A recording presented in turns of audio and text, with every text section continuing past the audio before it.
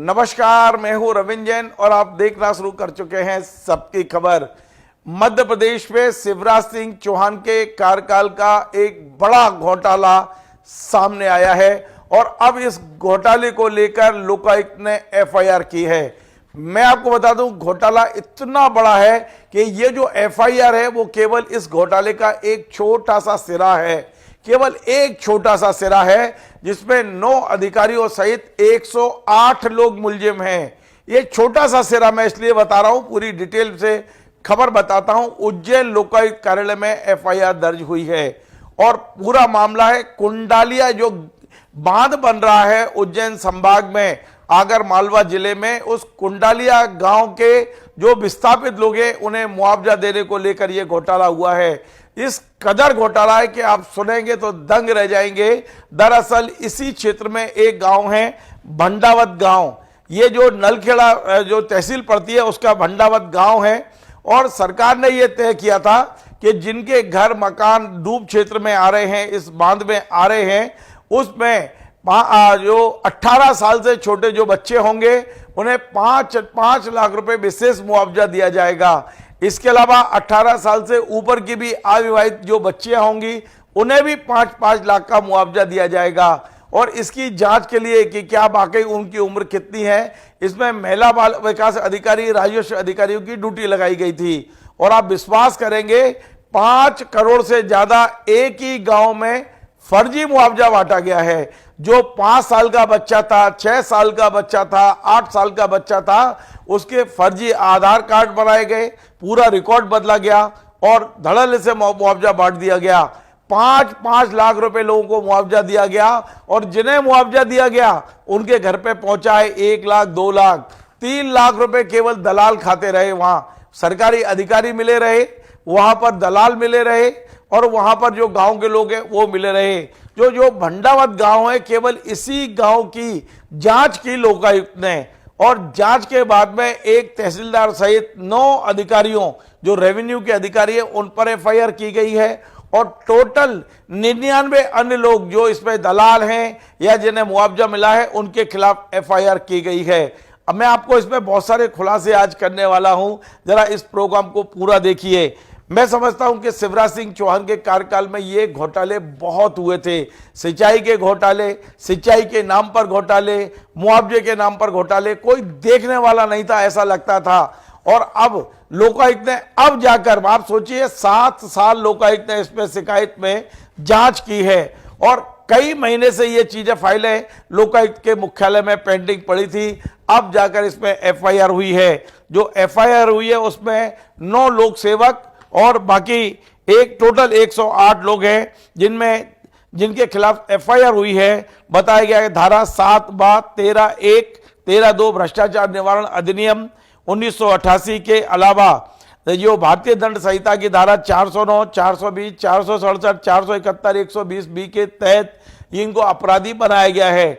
अब क्या वाकई ये गिरफ्तार होंगे नहीं होंगे अलग बात है। अब मैं आपको बता दूं कि इस मुद्दे पर इसे एफआईआर को रोकने के लिए आप सोच लीजिए, सरकार ने एड़ी चोटी का जोर लगा दिया।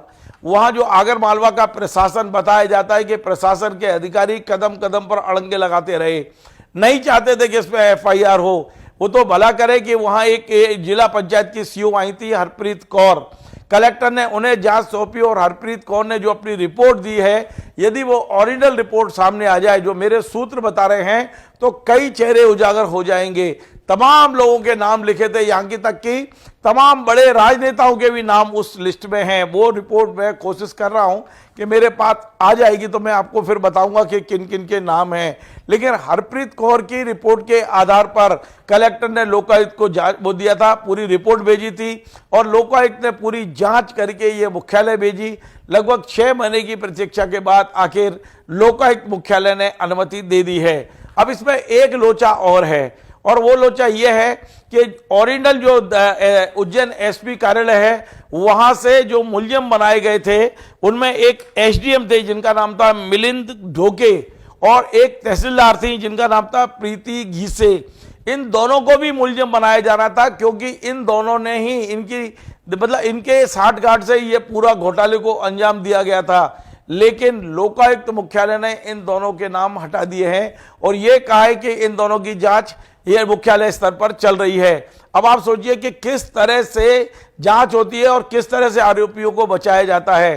एक बात और मैं बड़ा खुलासा कर रहा हूं, ये जो कुंडालिया बांध है, इस बांध के लिए 14 गांव की जमीन एक्वायर की गई थी और जो मुआवजा बटा है वो 14 गांव में बटा था। शिकायत एक गांव की हुई, जो मैंने बताया भंडावत गांव है, वहां की शिकायत हुई और वहां अकेले एक गांव में 5 करोड़ का घोटाला मिला। बाकी 13 गांव की शिकायत तो अभी जांच ही नहीं हुई है। यदि जांच होगी तो आप ये मान के चलें 1000 से ज्यादा लोग मुलजिम बनेंगे, 1000 से ज्यादा। लेकिन वो जांच कौन करेगा, कब करेंगे, क्या सरकार जांच कराएगी या फाइल को दबा के रख देगी, ये सबसे बड़ा सवाल है। 14 गांव में भ्रष्टाचार हुआ है। कम से कम ये मान के चले कि लगभग 100 करोड़ से ऊपर के भ्रष्टाचार की वहां पर खबरें चल रही हैं। 100 करोड़ रुपए के भ्रष्टाचार, 100 करोड़ फर्जी तरीके से बांट दिए गए हैं। लेकिन अब जांच केवल एक की हुई है। 5 करोड़ रुपए सिद्ध हो गया कि गलत तरीके से बांटा गया है। अब 9 अधिकारियों के खिलाफ कार्रवाई हुई है, लेकिन 2 अधिकारियों को बड़े तरीके से बचा लिया गया है, जो मैंने नाम बताए, एसडीएम और तहसीलदार। अब देखना है कि क्या हरप्रीत कौर की रिपोर्ट सार्वजनिक होगी, क्या सरकार विधानसभा के सत्र में उस रिपोर्ट को रखेगी, क्या हरप्रीत कौर की रिपोर्ट के आधार पर मुलजिम बनाए जाएंगे, क्या मुलजिमों को बचाया जाएगा या सजा दी जाएगी। डॉक्टर मोहन यादव का पूरा इलाका है और मुझे उम्मीद है कि मोहन यादव जी इस फाइल को बुला के एक बार देखेंगे जरूर, क्योंकि 100 करोड़ रुपए मुआवजा फर्जी तरीके से बांट दिया गया 14 गांव में। एक गांव की ये रिपोर्ट है जिसमें 108 मुलजिम बनाए गए हैं। 14 गांव में अब जब मुलजिम बनाए जाएंगे तो हजारों की तादाद में लोग मुलजिम बनेंगे। आखिर ये पैसे की वसूली होना चाहिए। ये सरकार का, आपका, हमारे टैक्स का पैसा है। यदि आप मुलजिम बनाए ना बनाए, लेकिन वसूली एक एक पैसे की होना चाहिए जिन्होंने गलत तरीके से मुआवजा लिया है। देखते हैं कि सरकार इसमें क्या एक्शन लेती है। फिलहाल चौंकाने वाली खबर है, शिवराज सिंह के कार्यकाल में भ्रष्टाचार हुआ, अब जाके एफआईआर हुई है और केवल एक गांव की हुई है। 14 गांव में से अभी 13 गांव की जांच बाकी है। क्या सरकार जांच कराएगी? आपको हमारा ये कार्यक्रम पसंद आए तो आप इसे शेयर करें, लाइक करें, कमेंट करें। आपसे बार बार निवेदन है, हमारे इस चैनल को सब्सक्राइब अवश्य करें। धन्यवाद।